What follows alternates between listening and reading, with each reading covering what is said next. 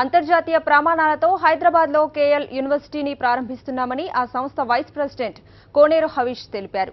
అంతర్జాతీయ విశ్వవిద్యాలయాలకు తీసిపోని విధంగా ఈ యూనివర్సిటీని ఏర్పాటు చేస్తున్నామన్నారు. విద్యార్థి ఆలోచనను పెంచే విధంగా విద్యా బోధన ఉంటుందన్నారు. బాచ్పల్లిలో 90 ఎకరాల్లో కేఎల్ యూనివర్సిటీని ఏర్పాటు చేయనున్నట్లు తెలిపారు.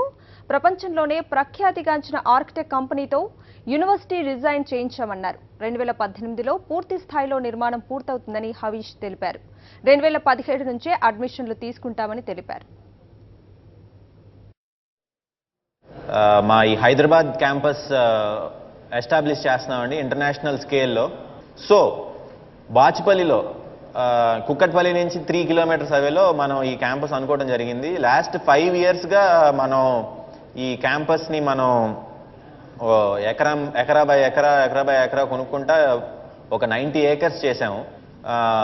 About 5 international ఆర్కిటెక్ట్స్కి